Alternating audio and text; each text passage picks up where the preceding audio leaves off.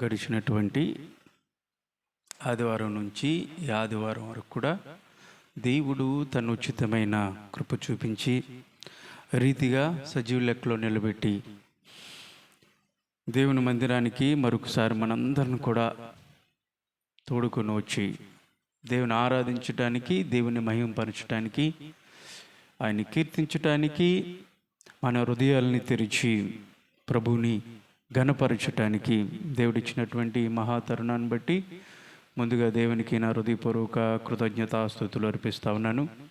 కూడి వచ్చినటువంటి మీ అందరికీ, అదేవిధంగా ఈ శబ్దయంత్రం ద్వారా ఎవరైతే దేవుని మాటలు వింటా ఉన్నారో వారందరికీ కూడా ప్రభువైన యేసుక్రీస్తు వారి శ్రేష్టమైనటువంటి నామమును బట్టి నేను శుభాలను, వందనములను తెలియజేస్తూ ఉన్నాను.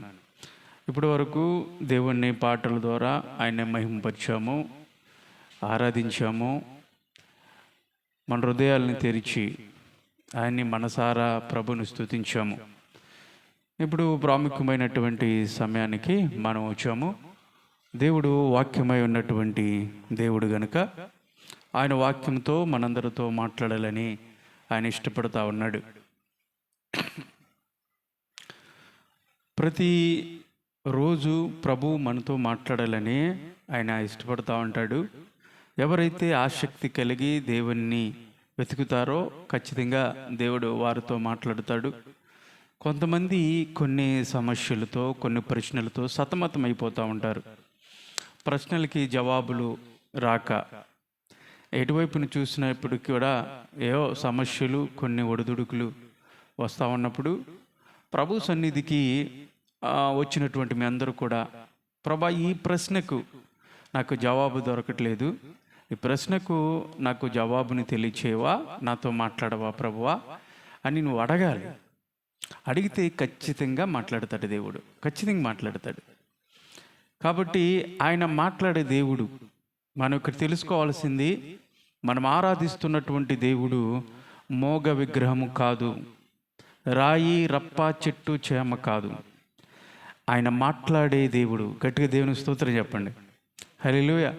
కాబట్టి ఖచ్చితంగా ప్రభువా నాతో మాట్లాడంటే ఆయన మాట్లాడతాడు. ఆయన స్వరం చేత మాట్లాడతాడు, దైవజనుల చేత మాట్లాడతాడు, తన వాక్యం చేత ఆయన మాట్లాడతాడు. ఏది మాట్లాడినా వాక్యానికి బయట నుంచి రాదు, వాక్యంలో నుంచే దేవుడు మనల్ని బలపరుస్తాడు. అనేది మనతో మాట్లాడి మనం ధైర్యపరిచే దేవుడు, మనం ఆరాధిస్తున్నటువంటి దేవుడు. గనుక ఈ ఆదివారం ఉదయకాల సమయంలో ప్రభు సన్నిధిలో కూర్చున్నటువంటి మనందరం కూడా ప్రభుని అడుగుదాము నాతో మాట్లాడమని.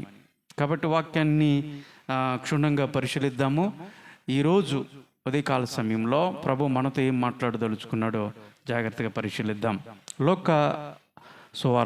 లోకా గారి రాసినటువంటి సువార్త 2వ అధ్యాయము 19వ వచనాన్ని ఈ దినాంశముగా మనము చదువుకుందాం. లోకా సువార్త. బైబిల్ ఉన్నటువంటి వాళ్ళందరూ కూడా తెరిచినట్లయితే, బైబిల్ లేనటువంటి వాళ్ళు శ్రద్ధగా ఆలకిద్దాము. దైవజనుడైనటువంటి లోక రాసినటువంటి సువార్త 2వ అధ్యాయము 19వ వచనాన్ని చదువుకుందాం. అయితే మరియా ఆ మాటలన్నీ తన హృదయములో తలపోసుకొనుచు భద్రము చేసుకునెను. చాలమ్మా, దేవుని స్తోత్రం చెప్దాం, హల్లెలూయా. మరియా ఆ మాటలన్నీ కూడా తలపోసుకొని ఏం చేసిందంట? చెప్పండి, ఏం చేసింది? ఇప్పుడు చదువుకున్నట్లు ఆ మాటలన్నీ ఏం చేసింది? భద్రము చేసుకుంది. భద్రం చేసుకునను అన్న మాటను మనం చదువుకున్నాం. చిన్న ప్రార్థన చేసుకుందాం. పరిశుద్ధుడా, ప్రేమగల దేవా, నీ ఘనమైన పాదములకు వందనాలు. ఎదుగు ప్రభా, నీ వాక్యాన్ని విత్తుచుండగా ప్రభా నాతో ఉండండి. నా జ్ఞానము, నా శక్తి, నా బలం కాదు ప్రభా. అయా, నీ ఆత్మతో నన్ను నింపి, నీ సిలువ చాటున నన్ను మరుగుపరిచి, మీరు మాత్రమే నా స్వరాన్ని మీ బూరగా వాడుకొని నాతో, మాతో, మా ప్రియులందరితో కూడా ఏ మాటలైతే మాకు అవసరమో ఆ మాటలను ప్రభా మీరే పలికించి మా హృదయంలో గొప్ప ఉజ్జీవాన్ని ప్రభా రేకెత్తించమని యేసు నామములో అడిగి వేడుకొనుచున్నాను తండ్రి, ఆమేన్. భద్రము చేసుకుంది అని ఒక మాటని మనం చదువుకున్నాం లేఖనాల్లో. లోకా గారు ఎవరంటే ఆయన ఒక వైద్యుడు. లోకా గారు ఒక వైద్యుడు. యేసు ప్రభు శిష్యుల్లో ఒక శిష్యుడు కాదు ఆయన, కానీ ఆయన రహస్య శిష్యుడిగా పిలువబడుతూ ఉన్నాడు. యేసు ప్రభుని రహస్యంగా అనుసరించినటువంటి వాడుగా కనపడుతూ ఉన్నాడు.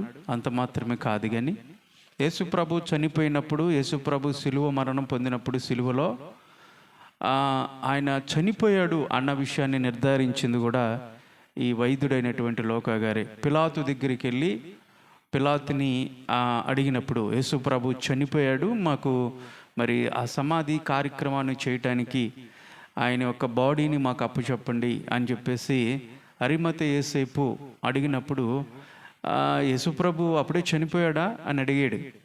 అడిగినప్పుడు చనిపోయాడు అని నిర్ధారించడానికి ఇచ్చినటువంటి డెత్ సర్టిఫికేట్ ఎవరు ఇచ్చారంటే ఈ వైద్యుడైనటువంటి లోకా గారే. ఆయన రాస్తూ ఈ సువార్తల్లో లోకా సువార్త అని ఆయన రాశాడు. 4 సువార్తల్లో ఒకటైనటువంటి ఈ సువార్తలో యేసయ్య గురించి అనేకమైనటువంటి విషయాలు పొందుపరిచినట్లుగా మనం చూస్తూ ఉన్నాం. యేసు ప్రభువుని గురించి మనం ఎక్కువగా తెలుసుకోవాలంటే ఆయన పుట్టుక, ఆయన యొక్క ఎక్కడ పెరిగాడు, ఎలాంటి బోధలు చేశాడు, ఏ విధంగా ఆయన జీవితాన్ని 33.5 సంవత్సరాలు ఆయన ద్విగుణీకృతమైనటువంటి బోధ, అనేక మందిని వెలిగించేటువంటి బోధను ఆయన బోధించి, ఆయన సిలువ మరణం పొంది తిరిగి లేవటం, పునరుద్ధానం చెందటం విషయాలన్నీ కూడా సువార్తల్లో సువార్థికులు పరిశుద్ధాత్మని యొక్క ప్రేరణ చేత వాళ్ళు రాసినటువంటి విషయాలు. కని విని నా సంగతులు ఏవైతే ఉన్నాయో, వాళ్ళు చూసినటువంటి సంగతులు ఏమన్నాయో, ఏవో వాళ్ళ దృష్టికి వచ్చినటువంటి మాటలు, ఏవో వాళ్ళ ఆలోచనలకు వచ్చినటువంటి సొంత మాటలు రాయలేదు, కానీ వాళ్ళు ఏవైతే చూశారో, వాటి ఏవైతే విన్నారో, వేటినైతే వాళ్ళు తరచి చూశారో వాటన్నిటిని కూడా సాక్షులుగా వాళ్ళు ఉన్నారు. కాబట్టి ఈ సువార్తలు రాసినట్లుగా మనం చూస్తూ ఉన్నాం. ఇక్కడికి వచ్చేప్పటికీ లోకా సువార్తలో మనం చదువుకున్నటువంటి 2వ అధ్యాయము 19వ వచనాన్ని మనం చదువుకున్నాం. జాగ్రత్తగా పరిశీలించినట్లయితే భద్రము చేసుకునేను అని ఓ మాట ఉంది. భద్రము అన్న మాటని ఈ రోజున మనము జాగ్రత్తగా పరిశీలిద్దాం. ఆ పదాన్ని భద్రము అనే పదాన్ని మనం ఎక్కడ ఉపయోగిస్తూ ఉంటాం ఎక్కువగా? చెప్పండి, ఎక్కువగా ఎక్కడ ఉపయోగిస్తాం? ఒక ఖరీదైనటువంటి వస్తువులను దాచుకోవటానికి దాన్ని ఏమంటాం? భద్రపరుచుతాం కదా అమ్మ. భద్రంగా పరచమ్మా, భద్రపరచు వాటిని ఎక్కడి నుండి తీసే, అవి పాడైపోతాయి, భద్రంగా ఉంచు వాటిని పాడవకోకుండా చూడు అని చెప్తూ ఉంటారు. ఒక నగ కానీ, లేదంటే ఒక వెండి వస్తువులు కానీ, బంగారు వస్తువులు కానీ, డబ్బు కానీ, విలువైన వస్తువులు ఏవైతే ఉన్నాయో వాటిని మనం భద్రపరుస్తాం, బీరువాలో భద్రపరుస్తూ ఉంటాం కదా. లేదు అంటే కొంతమంది బ్యాంకుల్లో లాకర్లు ఇస్తూ ఉంటారు. ఆ లాకర్లో నెలకి ఇంత అమౌంట్ అయిన కట్టాలా, నెలకో సంవత్సరానికో ఇంత అమౌంట్ లాకర్ తీసుకున్నందుకు ఆ బ్యాంకు వారికి కొంత రుసుమ చెల్లించినట్లయితే వారు వాళ్ళ లాకర్ ఇస్తారు. ఆ లాకర్లో వీటన్నిటిని కూడా భద్రపరుస్తారు. వారికి కావలసినప్పుడు వాటిని మరలా వెళ్ళి తీసుకుంటూ ఉంటారు. ఆ విధంగా భద్రపరుచుకుంటూ ఉంటాం. విలువైనటువంటి వస్తువులే కానివ్వండి, విలువైనటువంటి ఏవైనా కానీ మనం భద్రపరుస్తూ ఉంటాం. అదేవిధంగా భద్రం అనే పదాన్ని మనం పరిశీలిస్తూ ఉన్నాం. భద్రంగా ఇల్లు రండి కదా, భద్రం అనే పదాన్ని ఆ విధంగానే ఉపయోగిస్తాం. ఎన్ని భద్రతలు మనం తీసుకున్నప్పుడు కానీ లోకానుసారంగా ఏమవుతూ ఉంటాయి?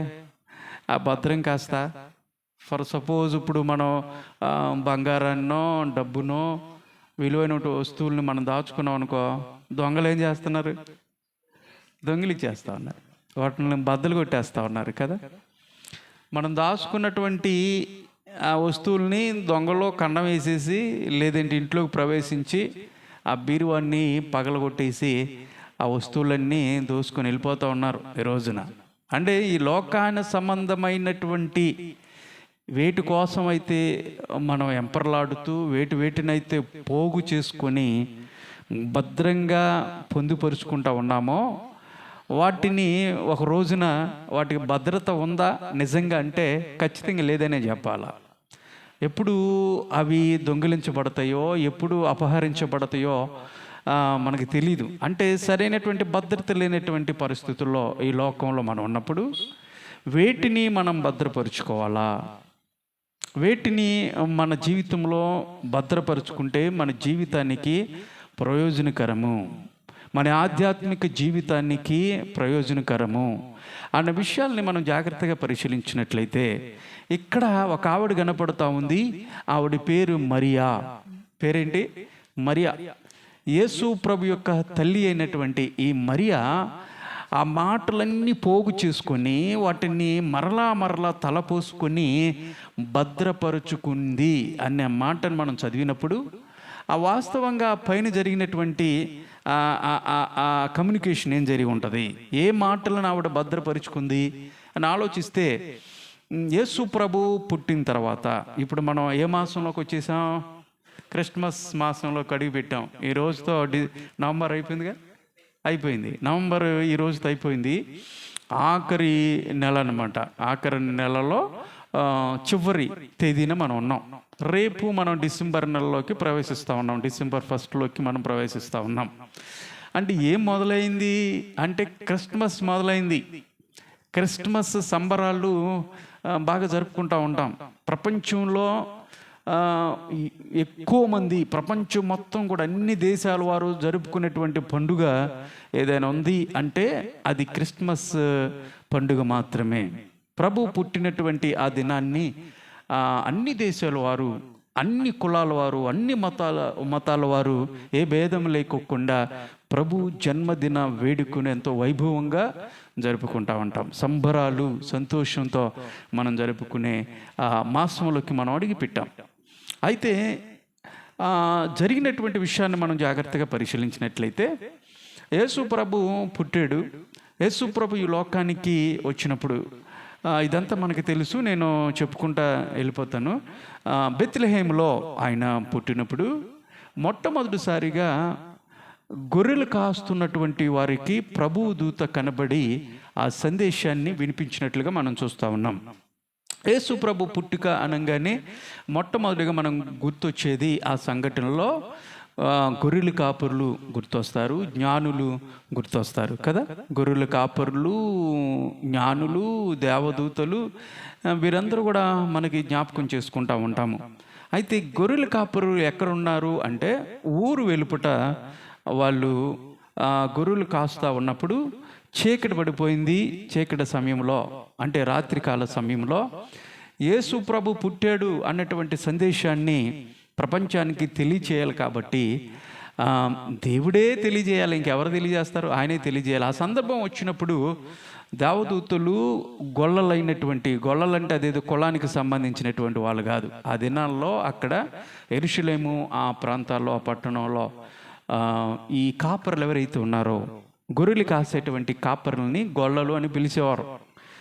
అంతేగాని మన దేశంలో మనం కులాన్ని పెట్టేసుకొని గొల్లలు అని పిలుచుకునేటువంటి కులం కాదు అది. గొర్రెల కాపర్ని గొల్లలుగా వాళ్ళు పిలిచేవారు. అయితే దేవదూత ఆ రాత్రికాల సమయంలో గొల్లలకి ప్రత్యక్షమై యేసు ప్రభు పుట్టాడు, లోకరక్షకుడు పుట్టాడు, భయపడొద్దు అన్న విషయాన్ని ఆ గొల్లల ద్వారా ప్రపంచానికి ఒక వర్తమానాన్ని, ఒక సందేశాన్ని వారికి చెప్పినట్లుగా మనం ఇక్కడ లేఖనాలలో చూసినట్లయితే వాళ్ళకి ఇచ్చినటువంటి ఆనవాళ్ళు, ఎక్కడ పుట్టి ఉంటాడు, ఎలాగ మేము చదువులేనటువంటి పామరులం కదా, ఎలాగ మేము తెలుసుకోవాలని వాళ్ళు అడిగినప్పుడు వాళ్ళ జ్ఞానానికి, వాళ్ళు ఉన్నటువంటి పరిస్థితిని బట్టి దేవదూత, గాబ్రియేలు దేవదూత వాళ్ళకి ఇచ్చినటువంటి ఆనవాళ్ళ చొప్పున వాళ్ళు బయలుదేరి ఆ శిశువు పుట్టినటువంటి ఆ ప్రాంతానికి వచ్చారు. ఆ పాకలో ఒక చెదలబట్టినటువంటి ఒక పాక, కంపు కొడుతున్నటువంటి ఒక పాక వారికి కనబడింది. దేవదూత నడిపించింది, అక్కడికి వచ్చారు. ఎవరు పడుకునేటువంటి, ఎవరు ఉండలేనటువంటి ఆ పశువుల పాకలో, ఎవరు కూడా పరుండబెట్టినటువంటి ఆ తొట్టెలో ఒక శిశువు పొత్తుగుడ్డలతో చుట్టబడి పరుండి చేయటం అంటే అక్కడ ఆ పశువుల తొట్టిలో పడుకొని ఉండటం గొర్రెల కాపరులు చూశారు. ఎంతో సంతోషంతో వారు దేవుని దగ్గరికి, అంటే శిశువు అయినటువంటి యేసు ప్రభు దగ్గరికి వచ్చి వారు ఆయన ఆరాధించినట్లుగా, ఆయన స్తుతించినట్లుగా మనం బైబిల్ గ్రంథంలో చూడగలుగుతాం. అయితే జరిగినటువంటి సంఘటనలు, దేవదూత వారికి చెప్పినటువంటి, వాళ్ళకి తెలియజేసినటువంటి ఆ విషయాలు ఏవైతే ఉన్నాయో, ఆ గొర్రెల కాపరులో ఒక్కొక్కటి అన్నీ కూడా మరియమ్మ గారికి చెప్తా ఉన్నారు. యేసేపు గారు కూడా అక్కడ ఉన్నారు. మరియమ్మ గారికి ఈ విషయాలన్నీ కూడా చెప్తా ఉన్నారమ్మా, మేము రాత్రికాల సమయంలో బిక్కుమంటూ ఆ చీకట్లో గొర్రెలు కాస్తూ ఆ చలిలో, విపరీతమైనటువంటి చలిలో గొంగలు కప్పుకొని అలా ఉన్నటువంటి సమయంలో ఒక ప్రకాశమైనటువంటి వెలుగు మా మధ్యకు వచ్చింది. అందులో దేవదూత మాకు ప్రత్యక్షమై జరిగినటువంటి ఆ మాటలు ఏవైతే ఉన్నాయో, ఆ కాన్వర్జేషన్ ఏదైతే ఉందో అవన్నీ కూడా మరియమ్మ గారికి చెప్తా ఉన్నప్పుడు తన బిడ్డ యొక్క ఔన్నత్యం, తన బిడ్డ యొక్క గొప్పతనం, లోక రక్షకుడు పుట్టినప్పుడు ఆయన్ని స్తుతిస్తున్నటువంటి వాళ్ళ మాటలన్నీ చెప్తూ ఆయన స్తుతిస్తూ ఆయన ఆరాధిస్తున్నప్పుడు మరియమ్మ చేసినటువంటి పని ఏంటి తెలుసా? అలాగే చెప్తారులని పక్కన పెట్టేలా, ఆ మాటలను వినుకోకుండా, అవును పుట్టాడు దేవుడు మాకు చెప్పాడు కదా అన్న నిర్లక్ష్య భావంతో కాకోకుండా, ఏ మాటలు అయితే వాళ్ళు చెప్పారో ఆ మాటలన్నిటిని కూడా వాళ్ళు వెళ్ళిపోయిన తర్వాత పదే వాటిని తలపోసుకుంటూ ఏం చేసిందంట? ఆ మాటలనే భద్రపరుచుకుంది. దేని స్తోత్రం కలుగునుగా. ప్రియ సంగమా, ప్రియ దేవుని బిడ్డలారా, ఏ మాటలను ఈ రోజున మీరు భద్రపరుచుకుంటా ఉన్నారు? వేటిని మీరు భద్రపరుచుకుంటున్నారు? దేవుని బిడ్డలుగా పిలువబడుతున్నటువంటి మనము వేటిని భద్రపరుచుకోవాలా? ఈ లోక సంబంధమైనటువంటి వాటి కోసమే మనం వెంపర్లాడుతూ వాటిని పోగు చేసుకొని వాటిని కాపాడుకుంటూ జాగ్రత్తగా భద్రపరుచుకుంటున్నామా? లేదంటే విలువైనటువంటి మాటలు, దేవుని మాటలు, విలువైనటువంటి మాటలు, అమూల్యమైనటువంటి మాటలను ఉన్నాయి బైబిల్ గ్రంథంలో, ఆ అమూల్యమైనటువంటి మాటలను పోగు చేసుకొని భద్రపరుచుకుంటున్నావా? మరియమ్మ తలపోసుకొని వాటినే తలపోసుకొని ఏ విధంగా అయితే భద్రపరుచుకుందో, ఉదయకాల సమయంలో దేవుని మాటలు వింటున్నటువంటి నీవు, దేవుని వాక్యాన్ని వింటున్నటువంటి నీవు వాటిని మరలా ధ్యానించుకుంటూ, నువ్వెక్కడున్నప్పటికీ కూడా, నువ్వు కూర్చున్నప్పుడు, నువ్వు నిలబడినప్పుడు, నువ్వు నడుస్తున్నప్పుడు, నువ్వు పడుకున్నప్పుడు వాటినన్నిటిని కూడా ధ్యానించుకుంటూ తలపోసుకుంటూ భద్రపరుచుకునే పరిస్థితిలో నువ్వు ఉన్నావా? ఒకసారి జాగ్రత్తగా పరిశీలించుకుందాం. మరియమ్మ వాటినన్నిటిని కూడా భద్రపరుచుకుంది అని ఉన్నప్పుడు మనం భద్రపరుచుకున్న వారుగా మనం ఉండాలి అన్నటువంటి పాఠాన్ని ఈరోజు మరియమ్మ గారి నుంచి మనం నేర్చుకోవాలా. ఆమె నుంచి నేర్చుకున్నటువంటి పాఠం ఒకటే, భద్రపరుచుకోవాలా. దేవుని వాక్యాన్ని, ఆయన మాటలు మనము భద్రపరుచుకోవాలా అన్న మాటను మనం ఇక్కడ ధ్యానిస్తూ ఉన్నప్పుడు, దేవుని బిడ్డలుగా, విశ్వాసులుగా మనం వేటిని భద్రపరుచుకోవాలా కదా? వేటిని భద్రపరుచుకుంటున్నామని చెప్పేసా. అంటే విలువలేనటువంటి వాటిని, లోక సంబంధమైనటువంటి వాటిని మనం భద్రపరుచుకొని మళ్ళీ తీరా వారిని పోగొట్టుకొని మన జీవితాల్లో శాంతిని పోగొట్టుకొని ఏడుస్తా కూర్చుంటా ఉన్నాం. కానీ భద్రపరుచుకునే వాటిని మనం భద్రపరుచుకుంటున్నామా? అయితే వేటిని భద్రపరుచుకోవాలా? ఇక్కడ మనం ప్రశ్నించుకున్నట్లయితే కొన్ని సమాధానాలు బైబిల్లో నుంచి మనము జాగ్రత్తగా పరిశీలిద్దాం ఈ ఉదయకాల సమయంలో. విశ్వాసులుగా, లేదంటే ఒక వ్యక్తి వేటిని భద్రపరుచుకోవాలా కదా? ఈ మాటను ధ్యానించుకున్నట్లయితే మొదటిగా మనం ఏం భద్రపరుచుకోవాలా అని చూద్దాము. ఒక్కొక్కటిగా మనం చూసినట్లయితే నిర్గమకాండము 9వ అధ్యాయము 19వ వచనంలో ఒక మాట ఉంది, అది చదువుకుందాం. నిర్గమకాండము 9వ అధ్యాయము 19వ వచనంలో వేటిని భద్రపరుచుకోవాలో మొదటిగా చూద్దాం. మొదటిగా ఏం భద్రపరుచుకోవాలో అక్కడ చక్కగా ఒక మాట ఉంది, చదువుకుందాం. నిర్గమకాండము 9:19 చూడండి.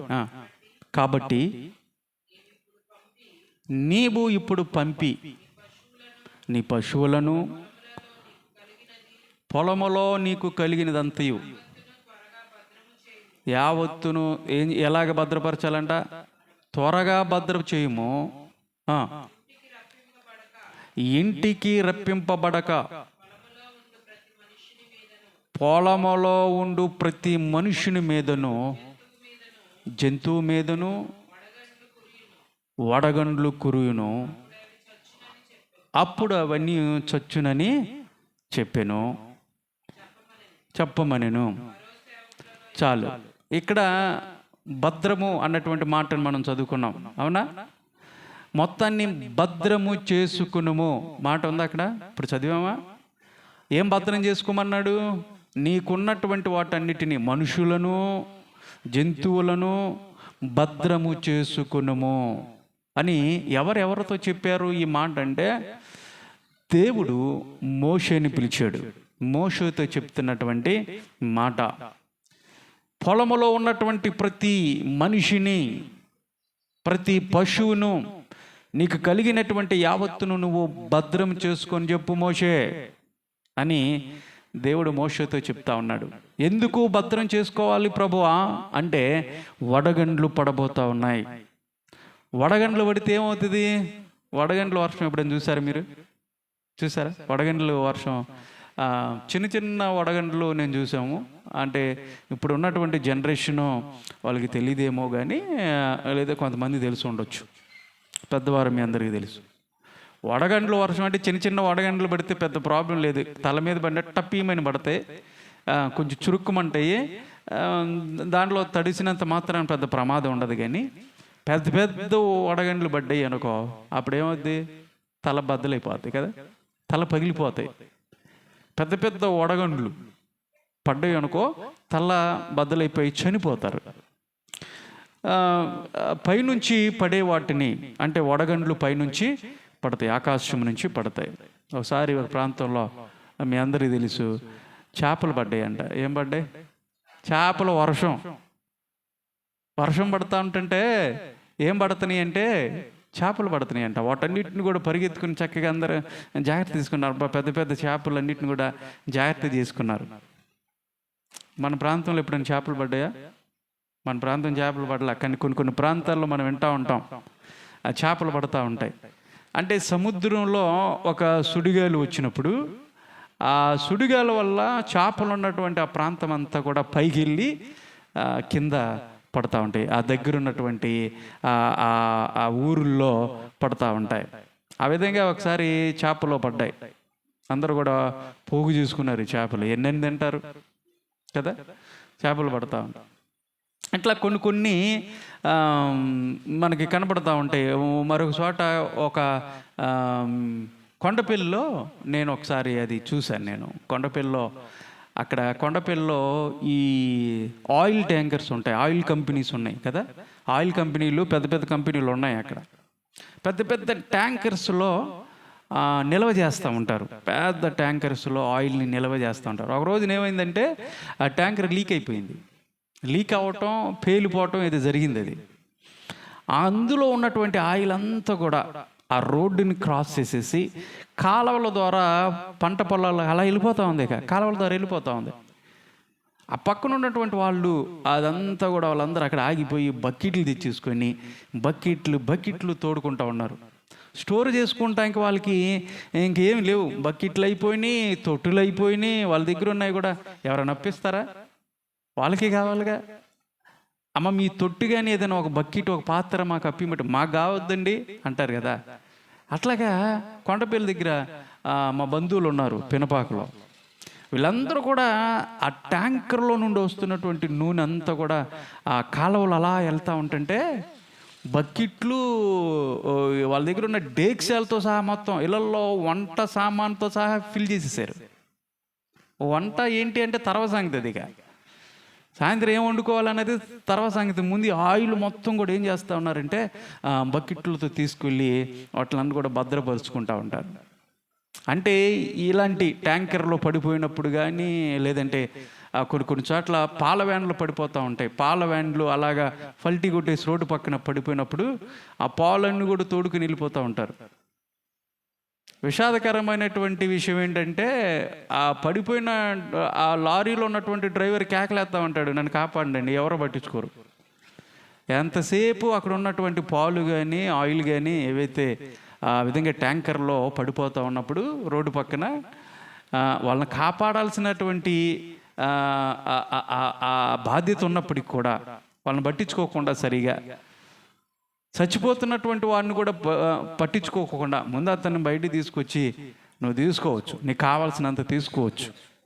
ఒక వ్యక్తి ప్రాణాలు పోతూ ఉన్నప్పుడు, ఆపదలు ఉన్నప్పుడు ఆ వ్యక్తిని గురించి మనం ఆలోచించాం, కానీ అక్కడ ఉన్నటువంటి వాటిని అన్నిటిని కూడా ఎక్కడో ఆరిపోతుంది, పోద్దేమో అన్నట్టుగా వాటన్నిటిని కూడా, మనిషి యొక్క స్వభావం అలాంటిదే, అలాగే ఆలోచిస్తూ ఉంటాం కదా. ఆశ, అత్యాశ. ఆశ ఉండటం తప్పులేదు, కానీ చాలామందిలో ఏముంటుందంటే అత్యాశ ఉంటుంది, అంతా నాకే కావాలి. దానివల్ల ఏమవుతుందని నీకు ఎవరిని పట్టించుకోం, ఎవరు ఎక్కడ పోతే నాకేంటి, నేను బాగుంటే చాలు, నా కుటుంబం బాగుంటే చాలు. ఈ నా స్వార్థంతో, అత్యాశతో ఇలాంటి పనులన్నీ కూడా చేస్తూ ఉంటాం. దేవుడు పిలుస్తూ ఉన్నాడు, మోషే ప్రజలందరికీ చెప్పు, నీకున్నటువంటి విలువైనటువంటి వాటిని, నీ వస్తువులు కానీ, నీ పశువులు కానీ, పొలంలో ఉన్నటువంటి ప్రతి ఒక్కరిని కూడా భద్రం చేసేసుకో, ఇళ్ళకు వచ్చేసేమని చెప్పు. ఎందుకు అంటే వడగండ్లు పడతా ఉంటాయి. వడగండ్లు పడితే ప్రతి ఒక్కరూ ప్రాణాలు కోల్పోతారు. కాబట్టి ప్రజలందరికీ ఈ వర్తమానాన్ని చెప్పి వాళ్ళని ప్రేరేపించు, వారందరిని కూడా భద్రంగా సేఫ్గా గృహాలకు వచ్చామని చెప్పు అని చెప్పేసి దేవుడు మోషేకి ఆజ్ఞాపించినట్లుగా మనం చూస్తూ ఉన్నాము. ఫరో దగ్గరికి వచ్చాడు మోషే. ఐగుప్తులో బానిసత్వంతో మగ్గుతున్నటువంటి ప్రజల్ని విడిపించటానికి ప్రభువు ఇశ్రాయేలు చేసినటువంటి ఆర్తనాదాలు, వాళ్ళు పెట్టినటువంటి మొర, వాళ్ళ కన్నీళ్ళని దేవుడు చూసి ఒక రోజున వారిని విడిపించాలి అని ప్రభు అబ్రహాము చేసినటువంటి వాగ్దానాన్ని స్థిరపరచడానికి జ్ఞాపకం చేసుకొని మోషేని నాయకత్వం వహించమని చెప్పి నాయకుడిగా కేటాయించి ప్రజలందరూ కూడా విడిపించడానికి ఆయన ఐగుప్తులోకి పంపించినప్పుడు ఫరో దగ్గరికి వచ్చాడు మోషే. ఆ ఫరోని అడిగాడు, మరి మా ప్రజలందరూ కూడా మా దేవుని ఆరాధించడానికి మేము వెళ్ళాలి, మా ప్రజలందరూ కూడా పంపించు అని చెప్పేసి అడిగినప్పుడు ఆయన ఏమన్నాడు తెలుసా? ఎవరో యెహోవా అన్నాడు. ఏమన్నాడు? యెహోవాని సేవించటానికి మేమందరం వెళ్ళాలి అంటే ఫరో ఏమన్నాడు తెలుసా? యెహోవా ఎవరో అన్నాడు.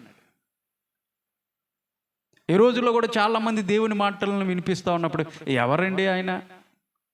చాలామంది తెలియక వేస్తున్నటువంటి ప్రశ్నలు. ఏమైనా తెలుసుకుంటారా అంటే తెలుసుకుంటాం కూడా ఇష్టపడినటువంటి పరిస్థితులు మనం చూస్తూ ఉన్నాం ఈ రోజులో. అప్పుడు కూడా ఫరో అడిగాడు, ఎవడు మీ దేవుడు ఎవడో, యెహోవా ఎవడో అని ఒక ప్రశ్న వేశాడు. ఎప్పుడైనా గమనించండి, దేవుడు ఎవరో అన్నటువంటి వారికి ఖచ్చితంగా దేవుడు మాటతో సమాధానం చెప్పడం. మాటతో సమాధానం చెప్పడం. ఎలా సమాధానం చెప్తాడు తెలుసా? క్రియలతో సమాధానం చెప్తాడు. దేవుడు క్రియలు చేసేటువంటి దేవుడు. మాట్లాడేసి తప్పుకునే దేవుడు కాదు, ఖచ్చితంగా క్రియలు చేస్తాడు. అది అటే కానీ ఇటైనా కానీ దేవుడు క్రియలు చేస్తాడు. అటంటే ఏంటి? ఒకవేళ నువ్వు దేవుడు క్రియలను తెలుసుకోవాలనుకుంటున్నావు అనుకో, ప్రభువా నీ క్రియలు నాకు కనపరిచాయంటే ఖచ్చితంగా క్రియలు దేవుడు కనపరుస్తాడు, క్రియలు చేస్తాడు నీ జీవితంలో. అట్లాగే నెగిటివ్గా కూడా యెహోవా ఎవరో అంటే ఖచ్చితంగా క్రియల ద్వారా చూపిస్తాడు. ఆయన క్రియల ద్వారా ఆయన ఏంటి, ఆయన గొప్పతనం ఏంటి అనేది ఖచ్చితంగా చూపిస్తాడు. ఈ రోజున మెడబిరుస్తుతనముతో, పొగరుతో, అహంకారంతో, అహంభావంతో ఎదురాడుతున్నటువంటి వారందరూ కూడా ఖచ్చితంగా దేవుడు తన క్రియల ద్వారా చూపిస్తాడు. ఆ రోజున రాజు అయినటువంటి ఫరోకి దేవుడు కనపరిచాడు తన క్రియల ద్వారా. అడిగావు కదా, క్రియలే అడిగావు కదా, యెహోవా ఎవరు అడిగావు కదా, నేను ఎవరో చూపిస్తా అని దేవుడు ఏం చేశాడు తెలుసా? 10 తెగుళ్ళు చూపించాడు. ఎన్ని తెగుళ్ళు? 10 తెగుళ్ళు. మొట్టమొదటి తెగులేంటి చెప్పండి? మొట్టమొదటి తెగులేంటి? నేలను రక్తంగా మార్చడం. అంటే ఇక్కడ 10 తెగుళ్ళ చేత దేవుడు తీర్పుని ఐగుప్తులో ప్రకటించాడు అని అంటే, ఐగుప్తులో ఆరాధిస్తున్నటువంటి దేవతలు ఎవరైతే ఉన్నారో, వాళ్ళు మొక్కుతున్నటువంటి దేవతలు, వీళ్ళే మా దేవుళ్ళు, వీళ్ళే మా దేవతలు అన్నటువంటి వాటి మీద దేవుడు తీర్పుని ప్రకటించాడు. అవన్నీ కూడా ఒట్టివే అని ప్రూవ్ చేయటానికి, వేటినైతే వారు దేవుళ్ళుగా భావిస్తూ ఉన్నారో వాటి మీదే దేవుడు, వాటి ద్వారా దేవుడు తన తీర్పును ప్రకటించినట్లుగా మనం చూస్తాం. నైలు నదిని వాళ్ళు ఆరాధిస్తారు. ఈ రోజున కూడా ఆ తల్లి, ఈ తల్లి, అక్కడ తల్లి అంటూ ఉంటారు కదా, వాటిని వీటిని. నీళ్లను కూడా ఆరాధించేటువంటి స్వభావం. ఈ ఆరాధన అంతా కూడా ఎక్కడి నుండి వచ్చింది అంటే ఈజిప్టులో నుండే వచ్చింది. ఈ విగ్రహ ఆరాధన కానీ ఇవన్నీ కూడా ఈజిప్ట్ నుండే వచ్చినాయి. అవన్నీ కూడా వాళ్ళు నైల్ నదిని ఒక దేవతగా మొక్కుతూ ఉంటారు. అందుకని దేవుడు ఏం చేశాడు తెలుసా? మొట్టమొదటిగా నైల్ నది మీద నీళ్ళని రక్తంగా మార్చేసి తన తీర్పును ప్రకటించాడు. వాళ్ళు తాగే నీళ్ళన్నీ కూడా రక్తం అయిపోయినాయి. ఇంకేం తాగుతారు వాళ్ళు? రక్తాన్ని ఎవరైనా తాగుతారా? వాళ్ళ కొండల్లో వాళ్ళు వాడుతున్నటువంటి పాత్రల్లో వాళ్ళు ఎక్కడి నుంచి అయితే నీళ్ళు తెచ్చుకుంటారో ఆ నైల్ నదిలో నుంచి నీళ్ళు తెచ్చుకుని తాగుతారు వాళ్ళు. ఆ నదిలో నుంచి తెచ్చుకునే నీళ్ళు అవన్నీ కూడా ఎర్రగా రక్తం అయిపోయినాయి. కంపు కొడతా ఉన్నాయి. రక్తం కంపు వస్తుందా లేదా? కంపు వస్తుంది. నీళ్ళు తాగలేకపోతూ ఉన్నారు. రెండవ తీర్పు ఏం చేశాడు? రెండవ తీర్పు కప్పలను తీసుకొచ్చాడు దేవుడు. కప్పల్ని ఒక దేవతగా ఆరాధిస్తూ ఉంటారు. అంటే ఒక దేవత ఉంటుంది. ఆ తల ఎలా ఉంటుంది తెలుసా? కప్ప తల ఉంటుంది. ఆ తల కప్ప తల ఉంటుంది. వాళ్ళు ఆ కప్పలను ఆరాధిస్తూ ఉంటారు. ఆ విధంగా దేవుడు రెండవది కప్పల్ని తీసుకొచ్చాడు. కప్పలంటే అందరికి ఇష్టం కదా? ఇష్టమేనా కప్పలంటే? ఎవరికైనా ఇష్టం కప్పలు? మరి ఏమైనా కరుస్తాయా? కప్పలు ఏమైనా హాని చేస్తాయా? చెప్పండి. కప్పలు మనకేమైనా హాని చేస్తాయా? చెయ్యి. ఆయన కప్పలంటే మనకి ఇష్టమా? అలాగని చెప్పేసి రామ్మ మా ఇంట్లో 10 కప్పలు పెంచుకుంటున్నామండి, అదిగో చూడండి ఆ పాత్రలు వేసాం పెంచుకుంటున్నాం అన్న వాళ్ళు ఎవరైనా ఉన్నారా? ఎవరు లేరు. కప్పలంటే అదొకలాంటి అసహ్యం మనకి. కప్పలు ఏం చేయవు కానీ అసహ్యం. వాటిని చూస్తే ఒకలాంటి బెరికేసేస్తుంది మనకి కదా. ఆ కప్పల్ని దేవుడు ఏం చేశాడు తెలుసా? ఆ ఈజిప్ట్లోకి తీసుకొచ్చేసాడు. ఎక్కడ చూసిన కప్పలే. వాళ్ళు పడుకున్న పడక మీద కూడా కప్పలే. ఎక్కడికి వెళ్ళాలి కప్పలే. అంటే తీర్పును ప్రకటించాడు. వాళ్ళు కప్పల్ని, కప్ప యొక్క తలని ఆ దేవతగా ఆరాధిస్తూ ఉంటారు. ఆ విధంగా అక్కడ ఒక తీర్పు ఇచ్చాడు. ఇప్పుడు ఫరో ఏం చేస్తున్నాడు? ఇక భరించలేనటువంటి పరిస్థితులు వచ్చి బాబు మోషే ప్రార్థన చేయ, నీ దేవుడికి చాలు నేను పంపించేస్తాను అని చెప్పేసి అంటున్నాడు. తీరా కష్టం పోయిన తర్వాత మరలా ఆయన మనసు ఏమైపోతుంది? కఠినపరుచుకొని ఎక్కడికి మీరు వెళ్ళేది అంటున్నాడు. ఆ విధంగా కప్పలు పంపించాడు. తర్వాత ఈగలు వచ్చినాయి. ఈగల తర్వాత ఏమొచ్చినాయి? ఈగల తర్వాత పేలు వచ్చినాయి, తెగుళ్ళు వచ్చినాయి, దద్దురులు వచ్చినాయి. తర్వాత ఆ విధంగా మిడతలను పంపించాడు. అదంతా చిమ్మ చీకటి, ఆ పట్టణం అంతా కూడా చిమ్మ చీకటి చేశాడు. చివరిగా మరణాన్ని తీసుకొచ్చాడు. పెద్ద కుమారుడు, జ్యేష్ఠ కుమారుని ఆయన జ్యేష్ఠ కుమారులందరూ కూడా చంపినట్లుగా మరణదూత చూస్తున్నాడు. చివరికి మరణం వచ్చింది. ఇది ఈ చెప్పినటువంటి ఈ 10 తెగుల్లో వడగండ్ల దగ్గర ఉన్నాం మనం. దేవుడు ఒక్కొక్క తీర్పుని ఆయన ప్రకటిస్తూ ఉన్నాడు. అలాంటి తీర్పులో ఒకటైనటువంటి వడగండ్లని దేవుడు కురిపించాల్సినటువంటి సమయం వచ్చినప్పుడు ఇప్పుడు మోషేతో చెప్తున్నాడు. మోషే ప్రజలందరికీ చెప్పి, ఇంకా పొలంలో ఉన్నటువంటి వారిని అందరిని కూడా వచ్చేమనో వాళ్ళందరినీ భద్రంగా. పొలం సాదృశ్యం లోకానికి సాదృశ్యంగా కనపడుతూ ఉంది. పొలం దేనికి సాదృశ్యం కనపడుతుంది తెలుసా? లోకానికి సాదృశ్యంగా కనపడుతూ ఉంది. లోకం అంటే ఏంటి? శరీరాశ, నేత్రాశ, జీవపుటం అనేటువంటి లోకానికి సాదృశ్యంగా పొలం కనపడుతూ ఉన్నప్పుడు పొలంలో ఏ ఒక్కరు ఉండటానికి వీల్లేదు. అలాంటి పొలంలో ఎవరు ఉండటానికి వీల్లేదని ప్రభు చెప్తున్నటువంటి ఒక పిలుపు ఏంటి తెలుసా? వాళ్ళందరినీ భద్రంగా వచ్చేమని. భద్రమంగా ఉన్నటువంటి చోటు ఏంటి తెలుసా? యెహోవా నామము బలమైనటువంటి దుర్గము. అందులో నీతిమంతులు ఎలా ఉంటారంట? ప్రవేశించినటువంటి వాళ్ళు సురక్షితంగా ఉంటారని దేవుని వాక్యం సెలవిస్తూ ఉన్నప్పుడు నీకు భద్రత ఎక్కడ ఉందో తెలుసా? యెహోవా నామమందే నీకు భద్రత ఉంది. ఆయన దుర్గము, బలమైనటువంటి దుర్గము. కాబట్టి ఎవరైతే ఆ దుర్గములోకి ప్రవేశిస్తారో వాళ్ళు సేఫ్గా ఉన్నట్లు లెక్క. ఒక ఉగ్రత రాబోతా ఉంది, వడగండ్లు పడబోతా ఉన్నాయి. కాబట్టి ప్రతి ఒక్కరు చనిపోకోకుండా ఉండాలంటే, ప్రతి ఒక్కరు కూడా మరణించుకోకుండా ఉండాలంటే వాళ్ళకి సేఫ్ అయినటువంటి ప్రదేశము, వాళ్ళ భద్రంగా ఉండాల్సినటువంటి ప్రదేశము ఏంటో తెలుసా? వాళ్ళని గుడారంలోకి వచ్చేయమని చెప్పు, వాళ్ళకి వచ్చేయమని చెప్పు.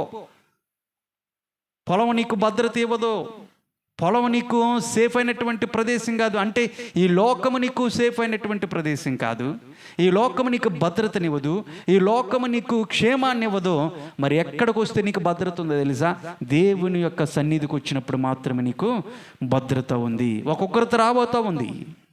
పిల్లలు గమనించండి, ఒక ఉగ్రత రాబోతా ఉంది. గొర్రె పిల్ల ఉగ్రత దినము అని రాయబడి ఉంది బైబిల్ గ్రంథంలో. ఆ ఉగ్రతను నువ్వు తప్పించబడాలంటే, ఆ ఉగ్రతలో నువ్వు పాలు పంచుకోకుండా ఉండాలంటే నువ్వు రావాల్సినటువంటి ఒక ప్రాంతం ఉంది. అదేంటి తెలుసా? దేవుని యొక్క దుర్గములోకి నీకు రావాలి. ఆయన నామములోనే నీకు క్షేమం ఉంది. ఆయన నామములో నీకు భద్రత ఉంది. ఆయన నామములో నీకు శక్తి ఉంది. ఆయన నామములో చీకటి శక్తులను బయటికి నెట్టేటువంటి అధికారం ఉంది. ఆయన నామమే నీకు నిత్య జీవాన్ని ఇచ్చేటువంటి నామము. ఇంకే నామము లేదు ఈ ప్రపంచంలో. అన్ని నామముల కన్నా పైనామమైనటువంటి యేసయ్య నామము మాత్రమే నీకు బలమైనటువంటి దుర్గము. మరి అలాంటి దుర్గములోకి నీవు వచ్చావా? లేదంటే ఇంకా పొలంలోనే, అంటే లోకంలోనే పడి చెడు తిరుగుతా ఉన్నావా? జాగ్రత్తగా గమనిద్దాం. పొలంలో ఉన్నటువంటి వాళ్ళందరూ కూడా భద్రంగా ఉండాలి. వచ్చేయమని చెప్పు అని చెప్పేసి దేవుడు ఒక పిలుపుని ఇస్తూ ఉన్నాడు. ఈ ఉదయకాల సమయంలో ప్రియులరా, దేవుడు మాట్లాడుతూ ఉన్నాడు. ఒక ఉగ్రత రాబోతూ ఉంది. ఆ ఉగ్రత నుంచి నువ్వు కాపాడాలంటే నువ్వేం చేయాలి తెలుసా? దేవుని సన్నిధిలోనే ఉండాలా. దేవుని సన్నిధిలోనే ఉండాలి. ఆయన మాత్రమే నేను రక్షించేది, ఆయన మాత్రమే నేను కాపాడేది, ఇంకెవరు లేరు. యేసు ఈ లోకానికి ఎందుకు వచ్చాడో తెలుసా? ఆ రాబోయేటువంటి ఉగ్రత నుంచి ప్రతి ఒక్కరిని కాపాడాలనే. సిలువ మరణం ఎందుకు పొందాడు తెలుసా? ఆయన రక్తం చేత నిన్ను కడిగి పవిత్రపరిచి ఆయన పురములో, ఆయన సన్నిధిలో ఆయనతో పాటు నిన్ను కూర్చోబెట్టాలని. రాబోయేటువంటి తీర్పు నుంచి, రాబోయేటువంటి ఉగ్రత నుంచి ప్రతి ఒక్కరిని తప్పించి ఆయనతో కూర్చోబెట్టాలని ప్రభు తన అమూల్యమైనటువంటి రక్తాన్ని ఈ లోకంలోకి వచ్చి సిలువ పైన చిందించినట్లుగా మనం చూస్తూ ఉన్నప్పుడు, ఈ వార్త వింటున్నటువంటి మీ అందరూ కూడా, ఈ వార్త ఎవరైతే వింటూ ఉన్నారో మీరందరూ కూడా రక్షించబడాలంటే ఇంకేం లేదు. నువ్వు చేసే దాన ధర్మాలు, నువ్వు చేస్తున్నటువంటి కార్యాలు ఏవైతే ఉన్నాయో, ధార్మిక కార్యాలు ఏవైతే ఉన్నాయో అన్నీ కూడా నేను రక్షించలేవు. కానీ నీ చదువు నిన్ను రక్షించలేదు, నీ ఉద్యోగం నిన్ను రక్షించలేదు, నీకున్నటువంటి బంధు బలగము ఏదైతే చూసి నువ్వు పడి ఎగసెగసి పడుతూ ఉన్నావో, దేని చూసైతే నువ్వు ఇదైతే ఉన్నావో, అవన్నీ కూడా ఆ రోజు నిన్ను తప్పించలేవు. నీ అండబలం, నీ కండబలం, నీ బుద్ధి బలం, నీకున్నటువంటి సమస్తము ఏదైతే ఉందో అవన్నీ కూడా ఆ రోజున తీర్పు దినమున అక్కడికి రావు. ఉగ్రత దినమున ఇవేం కూడా నేను తప్పించలేవు. నేను తప్పించేది ప్రభుని యేసుక్రీస్తు మాత్రమే. ఆయన దగ్గరికి వచ్చావా? నా సూటి ప్రశ్న ఏంటంటే, ఉదయకాల సమయంలో నువ్వు రక్షించబడ్డావా? లేదంటే ఇంకా పొలంలోనే ఉన్నావా? ఇంకా పొలంలోనే ఉన్నావా? లేదంటే రక్షించబడినటువంటి గుంపులో ఉండి దేవుని సన్నిధిలో నువ్వు భద్రంగా ఉన్నావా? నువ్వు భద్రంగా ఉండాలని ప్రభు ఆశిస్తూ ఉన్నాడు. ఇంకెంతకాలము పొలంలోనే గడుపుతూ ఉంటాం? ఇంకెంతకాలం నీ ప్రయాణం, ఇంకెంతకాలం నీ ప్రయాస, ఇంకెంతకాలము లోక సంబంధమైనటువంటి వాటి కోసం ఎంపర్లాడుతూ ఉంటావు? అవేమి కూడా నీకు భద్రత కలిగించేవి కావు. దేవుని నుంచి దేవుని మాటలు వినిపించబడుతూ ఉన్నప్పుడు, దేవుని సువార్త ప్రకటించబడుతూ ఉన్నప్పుడు, దేవుని యొక్క ఉగ్రతకి మనం దగ్గర పడుతూ ఉన్నప్పుడు ఇంకెంతకాలము దేవుని నుంచి నువ్వు తప్పించుకొని తిరుగుతూ ఉంటావు. ఎప్పుడు కాదులే తర్వాత అన్నటువంటి వాళ్ళు కొంతమంది ఉంటే, ఇది మన కోసం కాదులే, వేరే వాళ్ళ కోసం, అది క్రైస్తవులకు మాత్రమే అన్నట్టుగా పెడచెవిని పెట్టి తిరిగేటువంటి వాళ్ళు ఈరోజు చాలామంది ఉన్నారు.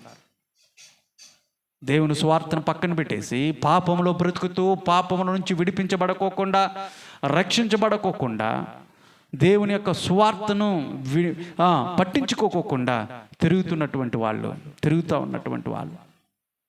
నువ్వు పాపములోనే ఉంటే, నువ్వు పొలములోనే ఉంటే నువ్వేమైపోతావు తెలుసా? వడగండ్ల చేత నువ్వు చచ్చిపోతావు. దేవుని ఉగ్రతలో నువ్వు ఉన్నప్పుడు, నిలబడినప్పుడు నువ్వు తట్టుకోలేవు. ఒక ఉగ్రత రాబోతా ఉంది. దేవుని బిడ్డలారా, దేవుని మాటలు వింటున్నటువంటి ప్రతి ఒక్కరు కూడా ఓ రోజు ఉగ్రత మన ప్రాంతంలోనే ఏమొచ్చింది? వరద వచ్చింది. ఏం చేశారండి వరద వచ్చినప్పుడు? వరద కమ్మేసింది, ఇళ్లలో నీళ్ళు వచ్చేసినాయి, లేచి చూసేపట్టుకే స్పీడ్గా వచ్చేస్తాం. ఒక్క క్షణమున్నా మేము చచ్చిపోయేవాళ్ళం అండి. మా బతుకులు ఏమైపోయాయి అని ఏడ్చినటువంటి వాళ్ళని చూడలేదు మనం. పలానా పాస్టర్ గారు కట్టు బట్టలతో ఏమీ పట్టుకోకుండా పారిపోయామండి సేఫెస్ట్ ప్రాంతానికి. ఎందుకు అంటే అక్కడ భద్రత ఉంటుందని పెద్ద పెద్ద అపార్ట్మెంట్లు ఎక్కేసేసారు, పైకి వెళ్ళిపోయారు, తలదాచుకున్నారు. తినడానికి తిండి లేనటువంటి పరిస్థితులు, సరైనటువంటి వసతులు లేనటువంటి పరిస్థితులు. ఎంతమంది బతికారండి? కొంతమందికి అందే వారికి అందాయి, కానీ చాలామందికి అందలేదు అవన్నీ కూడా. ఆకలితో అలమటించిపోయారు. అవే బట్టలో లేదా అనుకున్నారా ఈ విధంగా ఒక ప్రళయం వస్తుందని, ఒక వరద వస్తుందని, మనం ఇల్లు వాకిలు మొత్తం విడిచిపెట్టి వెళ్ళిపోవాలని చెప్పేసి అనుకున్నారండి? కరోనా వచ్చింది, ఎవరైనా ఎక్స్పెక్ట్ చేశారా? కొన్ని లక్షల మందిని బలి తీసేసుకుంది కరోనా. కంటికి కనబడినటువంటి ఒక వైరస్ మనిషి ప్రాణాలను తీసేసింది. కుటుంబంలో ఉన్నటువంటి వ్యక్తులు, తండ్రి ఒక చోట, తల్లి ఒక చోట, బిడ్డలు ఒక చోట ఉన్నటువంటి పరిస్థితులు మనం చూడలేదా?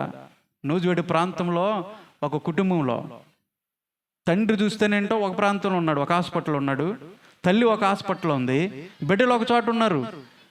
గమ్మత్తైనటువంటి విషయం ఏంటి తెలుసా? విచారకరమైనటువంటి విషయం ఏంటంటే తండ్రి చచ్చిపోయాడు, తల్లి చచ్చిపోయారు, ఒకరు చచ్చిపోయారు అనే విషయం మరొకరు తెలియకుండా అయిపోయింది. ఎవరికి తెలియదు, కుటుంబంలో ఉన్నటువంటి వారికి ఎక్కడున్నారో తెలియదు, కానీ చచ్చిపోయారు వాళ్ళందరూ కూడా. ఒకళ్ళ జాడ ఒకళ్ళు తెలియకుండా చనిపోయారు. ఈ రోజున ఈ దినాన్న తుఫాను ఒకటి హెచ్చరిక మేము ఉదయకాల సమయం కూడా విన్నాం. తుఫాను ఒకటి చెలరేగింది, మరో తుఫాను తమిళనాడు మొత్తాన్ని కూడా, ఆ ప్రాంతాన్ని కూడా కుదిపేస్తూ ఉంది. చాలామంది ప్రాంతాల్లో రెడ్ అలర్ట్ చేశారు. సముద్రంలో వేటాడేటువంటి వారికి వెళ్ళొద్దని చెప్పేసి హెచ్చరిక జారీలు చేశారు. ప్రభుత్వం వారు వాళ్ళ హెచ్చరిక జారీ చేశారు. ఇక్కడ చూడండి, నేను చెప్పాల్సినటువంటి మాట ఏంటి తెలుసా? తుఫాన్ వచ్చింది, సముద్రంలో వేటకెళ్ళేటువంటి వారు వెళ్ళకూడదని ప్రభుత్వం వారు ప్రకటించారు. తప్పేనుందా ప్రభుత్వం వారిది? లేదు, ప్రకటించారు. లేదండి మాకు ఈత బాగా వచ్చు, మేము వెళ్ళిపోతాం, ఎక్కడున్నా కానీ వచ్చేస్తాం, అది తుఫాన్ అవని ఏదైనా అవని ఖచ్చితంగా వచ్చేస్తామని చెప్పేసి మాట లెక్క చేయకుండా వెళ్ళిపోతే ఏం జరిగిద్ది చెప్పండి? ఏం జరిగిద్ది? ప్రాణాలు పోతాయి. అంతేనా? లెక్క చేయకుండా వెళ్తే. ఏది జరుగుతున్నా ఒక హెచ్చరిక నీకు వినిపిస్తూ ఉన్నప్పుడు ఆ హెచ్చరికను జాగ్రత్తగా తీసుకొని నువ్వు భద్రంగా ఒక ప్లేస్లో ఉంటేనే నువ్వు బతుకుతావు. అలా కాకుండా నా ఇష్టం నేను ఏదైనా చేయగలనని చెప్పేసి వెళ్తే చచ్చిపోతావు కదా. ఈ లోకానుసారంగా ఒక తుఫాను వచ్చినా, లేదంటే ఒక భయంకరమైన విపత్తు చెలరేగినప్పుడు ప్రభుత్వ వారు హెచ్చరికలు చేస్తూ ఉన్నారే, అన్నిటికన్నా ప్రాధాన్యమైనది నీ ఆత్మకు సంబంధించినటువంటి ఒక హెచ్చరిక జారీ చేస్తూ ఉన్నాడు ప్రభు. ప్రతి వారం ప్రతి దినం దైవజన్ నిలబెట్టి వాక్యాన్ని ప్రకటిస్తూ ఉన్నప్పుడు జాగ్రత్త, నువ్వు భద్రంగా ఉండాలి, నువ్వు పొలంలోనే ఉన్నావు, నువ్వు రావాలి. సేఫెస్ట్ అనేటువంటి ప్రాంతం నా దుర్గము, నా సన్నిధి మాత్రమే, నువ్వు ఎక్కడికి వెళ్ళినా నీకు భద్రత లేదని ప్రభువు 2020 సంవత్సరంలోకి వచ్చి 26లోకి ప్రవేశిస్తూ ఉన్నాం. ఇన్ని సంవత్సరాలు ప్రకటిస్తూ ఉన్నప్పటికీ కూడా నువ్వు ఆ హెచ్చరికని, ఆ అలర్ట్ని నువ్వు తీసుకోకపోతే, ఇంకా పొలంలోనే పడి తిరుగుతూ ఉంటుంటే ఖచ్చితంగా నువ్వు ఫేస్ చేయాల్సి వస్తుంది ఒక రోజున. ఆ రోజున నిన్ను విడిపించేటువంటి వాళ్ళు ఎవరు ఉండరో. ప్రభు ఏమన్నా అకస్మాత్తుగా ఏం చేస్తున్నాడా? లేదు, చెప్తానే ఉన్నాడు, హెచ్చరిస్తానే ఉన్నాడు. తీసుకోవటం అనేది నీ ఇష్టం, అది నీ ఇష్టం. నోవాహు దినాల్లో 120 సంవత్సరాలు ప్రకటించాడు నోవాహు. అమ్మా జలప్రలయం వస్తుంది, భద్రంగా నువ్వు సేఫ్గా ఉండాలంటే ఈ వార్డులోకి రా అని చెప్పేసి తమ్ముడు, చెల్లి, పిన్ని, బాబాయ్ అన్నట్టుగా అందరిని పిలిచి బతిమలాడి ఉంటాడు నోవాహు. అయ్యా ప్రభుని నమ్ముకోండి, అయ్యా రండి వాడలోకి, జలప్రలయం రావుతా పోనోవాహు అలాగో చెప్తావు. పైనుంచి వర్షం రావటం ఏంటి, ఏం మాట్లాడుతున్నావు, నీకు తిక్కేని పట్టిందా, పిచ్చోళ్ళ ఉన్నాడు అని మాటలు లెక్క చేయాల. చెప్పాడంటే చెప్పాడు. 1 కాదు, 2 కాదు, 3 కాదు, 10 సంవత్సరాలు కాదు, 120 సంవత్సరాలు నోవాహు విన్నా వినకపోయినా ప్రకటిస్తూనే ఉన్నాడు. రాలేదా జలప్రలయం? చచ్చిపోలేదా? లోకం అంతా చచ్చిపోయింది. ఎవరు బ్రతికారంటే భద్రంగా ఉన్నటువంటి వాళ్ళు, ఆ నోవలోకి, ఆ ఓడలోకి ప్రవేశించినటువంటి వారు మాత్రమే బ్రతికారు. ఉగ్రత వచ్చిందంటే వచ్చింది, ప్రకటించారంటే ప్రకటించారు, లెక్క చేయనటువంటి వాళ్ళందరూ కూడా చనిపోయారు. ఇలా చెప్పుకుంటుంటే బైబిల్ గ్రంథంలో చాలా చెప్పుకుంటూ వెళ్ళొచ్చు. రాహాబు జీవితం ఒక వేశ్య దేవుని బిడ్డలకి ఒక కాపుదల ఇచ్చినప్పుడు మీ అందరికీ తెలుసు. రాహాబు ఆ యెరికో పట్టణాన్ని జయించాల్సినటువంటి పరిస్థితుల్లో యెహోషువ వేగు చూడటానికి వేగురు వారిని పంపించినప్పుడు, వారు వచ్చారనేటువంటి సంగతి యెరికో రాజుకు తెలిసినప్పుడు వాళ్ళని పట్టుకొని చంపటానికి సైనికులను పంపించినప్పుడు ఆ సైనికులు ఆ యొక్క వేగు చూస్తానికి వచ్చినటువంటి దేవుని బిడ్డల్ని దాచింది రాహాబు. ఆవిడ వృత్తి ఏంటంటే ఒక వేశ్య, శరీరాన్ని అమ్ముకొని జీవనాన్ని కొనసాగించేటువంటి ఒక వేశ్యకు వచ్చినటువంటి ఒక తలంపు. వీళ్ళు దేవుని బిడ్డలు. ఒక రోజున వీళ్ళు ఈ పట్టణాన్ని నాశనం చేయబోతా ఉన్నారు. ఒక ఉగ్రత ఈ పట్టణానికి రాబోతా ఉంది అన్న మాటని ఆవిడ ఏం చేసింది? అంగీకరించింది. భయపడింది దేవునికి. దేవుని బిడ్డలను దాచిపెట్టి సురక్షితంగా పంపించింది. వాళ్ళతో ఒక ప్రమాణం చేయించుకుంది. అయా, మీరు ఒక రోజున ఈ ప్రాంతానికి వస్తారు, యెరికో పట్టణాన్ని దేవుడు మీకు ఇవ్వబోతా ఉన్నాడు. మీరు ఆరాధిస్తున్నటువంటి దేవుడు, మిమ్మల్ని నడిపిస్తున్నటువంటి దేవుడు, మీకు విక్టరీని ఇచ్చినటువంటి దేవుడు, మీకు జయాన్ని ఇచ్చే దేవుడు, మీకు ఎక్కడ అడుగు పెట్టినా మీకు అపజయం ఉండదు. కారణం ఏంటి తెలుసా? మీ పక్షాన యుద్ధం చేసే దేవుడు, ఆయన గొప్ప దేవుడు ఆయన అంగీకరించింది. కాబట్టే ఆవిడ చెప్పినటువంటి మాట ఏంటి తెలుసు? ఖచ్చితంగా మీరు ఈ పట్టణాన్ని కూడా మీరు నాశనం చేయబోతారు, దేవుడి పట్టణాన్ని మీకు ఇస్తాడు. అయితే మమ్మల్ని జ్ఞాపకం చేసుకోండి అయ్యా, నన్ను జ్ఞాపకం చేసుకోండి, నా కుటుంబ సభ్యుల్ని జ్ఞాపకం చేసుకోండి అని చెప్పేసి వారిని అడిగినప్పుడు వారు ఒక భరోసా ఇచ్చారు. ఏంటో తెలుసా?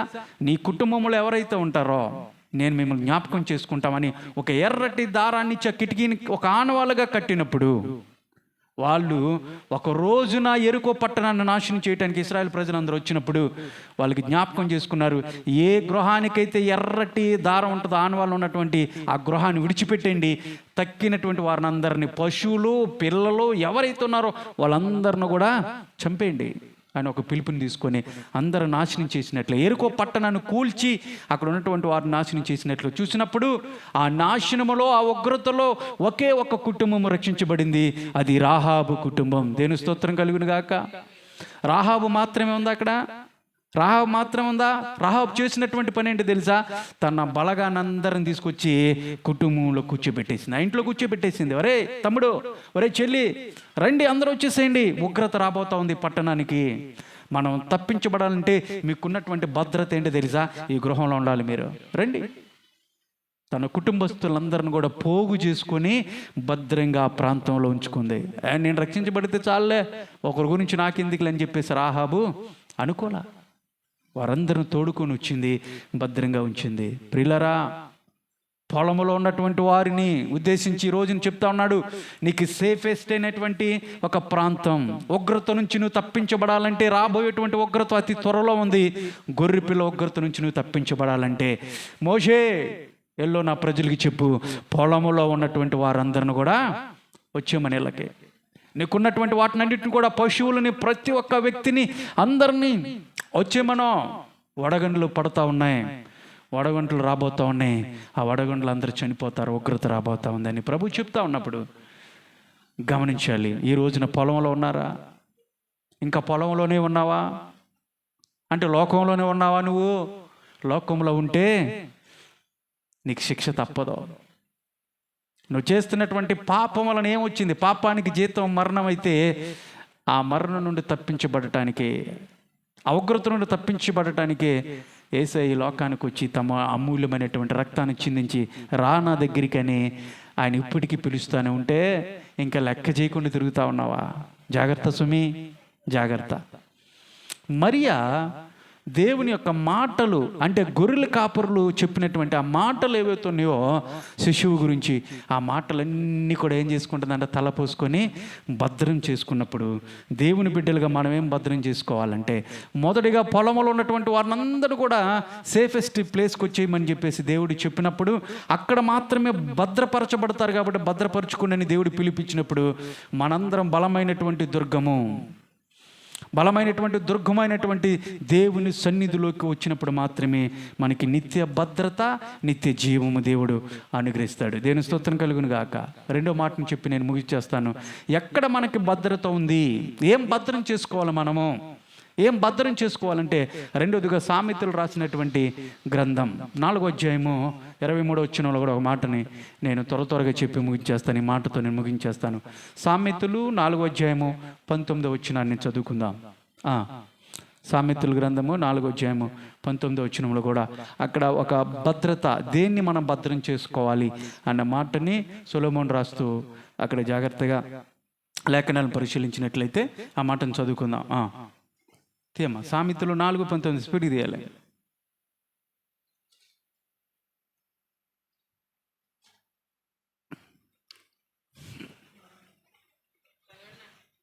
ఎవరు తీసినా చదవండి. సామెతల గ్రంథము మధ్య పేజీ తీస్తే కీర్తన తర్వాత గట్టి చదువమ్మా. 4:19 4:23 4:23 నీ హృదయములో నుండి ఏం బయలుదేరని అంట? జీవదారులు బయలుదేరును. కాబట్టి అన్నిటికంటే ముఖ్యముగా దేన్ని భద్రంగా కాపాడుకోమంటున్నాడు? హృదయమును భద్రంగా కాపాడు. ఏం భద్రం చేసుకోవాలి అని మనం ఆలోచిస్తున్నప్పుడు ఇక్కడ సొలొమోను రాస్తూ సామెతల గ్రంథంలో అన్నిటికన్నా, ఎన్నిటికన్నా, లోకంలో నువ్వు వెంబడిస్తూ లోకంలో భోగు చేసుకున్నటువంటి వాటిని అన్నిటికన్నా, నీ వెండి కన్నా, నీ బంగారం కన్నా, నీ ధనం కన్నా, నీకున్నటువంటి ఆస్తుపాస్తులు ఏవైతే ఉన్నాయో, వజ్ర వైడూర్యాలు ఏవైతే అమూల్యమైనవి, విలువైనవి అని చెప్పేసి అనుకుంటున్నావో, వాటన్నిటికన్నా నువ్వు భద్రం చేసుకోవాల్సింది ఒకటి ఉంది. అదేంటి తెలుసా? హృదయాన్ని భద్రం చేసుకో. భద్రం చేసుకున్నారా? హృదయాన్ని భద్రం చేసుకుంటున్నారా? హృదయాన్ని ఎందుకు భద్రం చేసుకోవాలంటే అందులో నుంచి జీవధారలు బయటకు వస్తున్నాయి. కాబట్టి నీ హృదయాన్ని భద్రపరుచుకోవాలా. హృదయం అన్నిటికన్నా ఏంటిదంట? మోసకరమైనది, అది ఘోరమైన వ్యాధి. దాన్ని ఎవడు గ్రహిస్తాడు అని వాక్యం సెలవిస్తూ ఉండండి. అన్నిటికన్నా మోసకరమైనది హృదయమే. హృదయంలోనే ఉంటాయి అన్నీ కూడా.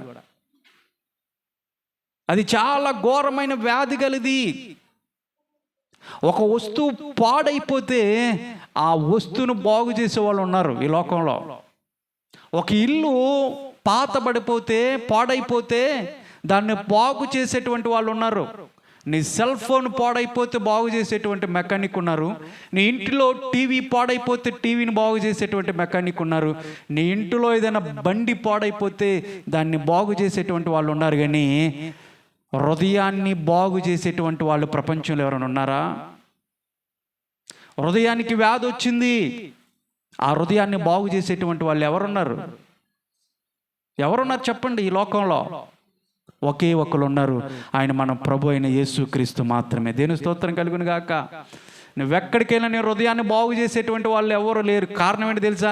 నీ హృదయాన్ని తెలిసినటువంటి వాళ్ళు, నీ హృదయాంతరంగంలో ఉన్నటువంటి నీ ఆలోచనలు, నీ కోరికలు, నీవేవైతే నీ మనసులో పెట్టుకొని తిరుగుతున్నావు, నీ హృదయం నిండా నింపుకొని, అవన్నీ తెలిసినటువంటి వాడు ఒక్కడు మనం ఆరాధిస్తున్నటువంటి యేసయ్య మాత్రమే. ఇంకెవరికి తెలియదు లోకంలో. ఓ పాట పాడుతూ ఉంటుంది, అమ్మగారికి బాగా ఇష్టం ఆ మాట. అన్నీ తెలుస్తాయి కానీ గుండె మాట చక్కగా ఉంటుంది. గుండె లోతుల్లో ఉన్నటువంటి విషయాలు ఎవరికి తెలుస్తాయి? గుండెలో ఉన్నటువంటి బాధ ఎవరికైనా తెలిసిద్దా? ఎవరికి తెలియదు. నువ్వు ఏడుస్తున్నావు అనుకో, ఏంట్రా ఏడుస్తున్నావు? జ్వరం వచ్చింది పట్టుకుంటే వేడిగా ఉంటుంది. వేడిగా ఉందంటే జ్వరం వచ్చిందని తెలిసిద్ది. ఎక్కడో నొప్పి వస్తుందంటే ఏదో తెలుస్తుంది మనకి ప్రతిది కూడా. కానీ గుండెలో ఉన్నటువంటి ఏవైతే ఉన్నాయో, హృదయంలో ఉన్నటువంటి వారిని ఎవరు పసిగట్టగలరు? ఎవరికి తెలుసది? కొంతమంది హృదయం నిండా అన్నీ నింపుకొని కూర్చుంటారు కదా. యవనస్తులు చాలామంది ఏం చేస్తారు తెలుసా? ప్రియుడు, నా ప్రియుడు, ప్రియుడు నింపుకుంటారు. అమ్మాయిలు అబ్బాయిలు నింపుకుంటారు, అబ్బాయిలు అమ్మాయిలు నింపేసుకొని లేదంటే అక్రమైనటువంటి వాటిని అన్నిటిని కూడా హృదయంలో నిండా నింపుకుంటారు. నేను అంటాను, ఏదైనా ఒక మిషన్ వచ్చి అబ్బా గుండె అంత నొప్పిగా ఉందని అని హాస్పిటల్కి వెళ్ళారనుకోండి, ఒక స్కానింగ్ వచ్చింది అనుకుందాం. అంతే, స్కానింగ్ ద్వారా కదా గుండె ఎలా ఉందో, ఎలా కొట్టుకుంటుందో అన్న విషయాలు తెలుసుకోవాలంటే స్కానింగ్లు వచ్చినాయి ఈ రోజున. లోపల ఉన్నటువంటి వాటిని, అంటే గుండె లోతుల్లో హృదయంలో ఉన్నటువంటి వాటిని తెలుసుకోవటానికి ఈ రోజున పరికరాలు అయితే ఏమి రాలా, బహుశా వచ్చినాయి అనుకుందాం. అమ్మ, నీ హృదయాన్ని పరీక్షిస్తే లోపల నువ్వు ఏం దాచుకున్నావో అవన్నీ బయటకు వస్తాయి అన్నారనికి ఎవరైనా స్కానింగ్ తీసుకుంటానికి ఇష్టపడతారా? చెప్పండి, ఇష్టపడరు. నువ్వు ఏ అబ్బాయినైతే నింపుకున్నావో, నేటినైతే వ్యర్థమైన వాటిని నింపుకున్నావో అవన్నీ స్కానింగ్లో చక్కగా వచ్చేస్తాయమ్మా, తీయమంటావా అంటే ఎవరైనా ఒప్పుకుంటారా? వద్దులేండి, మళ్ళీ తీరా బయటపడిన తర్వాత ఆ బాధలో ఆ కష్టాలు మేము భరించలేమండి, ఇక అవన్నీ మాకు వద్దులేండి అంటారు కదా. తీపించుకుంటా కుదరదు, ఇంక ఇష్టపడరు. అంటే ఈ రోజున హృదయము మోసకరమైనది అన్నప్పుడు వాక్యము, హృదయములో వేటిని నింపుకుంటా ఉన్నారు ఈ రోజునంటే వ్యర్థమైనటువంటి వాటిని అన్నిటిని కూడా నింపుకున్నారు.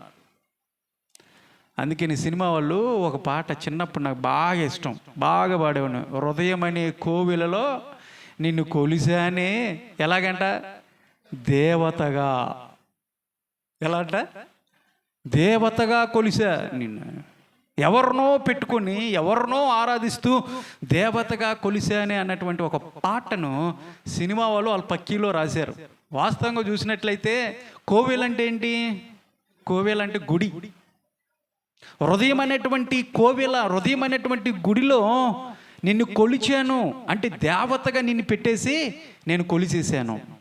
అంటే ఈ గుడి ఎవరి కోసం నిర్మించాడు అంటే దేవుడు తన నివాసానిగా, స్థలముగా ఆయన ఉండటానికి ఒక శూన్యాన్ని ఆయన కలగజేస్తే అందులో ఎవరెవరినో పెట్టేసుకొని ఆ కోవిల్లో ఏం చేస్తున్నారంటే దేవతగా ఆరాధిస్తూ ఉన్నారంట. అమ్మాయిలు అబ్బాయిల్ని, అబ్బాయిలు అమ్మాయిల్ని, ఇంకెవరిని పడితే వాళ్ళని పెట్టేసుకొని దేవునికి స్థానం లేకుండా, స్థలం లేకుండా, ప్రభువా నువ్వు తర్వాత వద్దుగానిలేనయ్యా, అమ్మ నేను వస్తానమ్మా అని హృదయం దగ్గర ఆయన నాక్ చేస్తూ ఉంటుంటే, తడతా ఉంటుంటే, నీకు స్థలం లేదయ్యా, నువ్వు పక్క జరుగు దయచేసి, నా గర్ల్ ఫ్రెండ్ వస్తుంది, నా బాయ్ ఫ్రెండ్ వస్తాడు అన్నట్టుగా వ్యర్థమైనటువంటి వారందరిని కూడా హృదయంలో నింపేసుకొని దేవతలుగా కొలుస్తూ ఉన్నారు. దేవునికి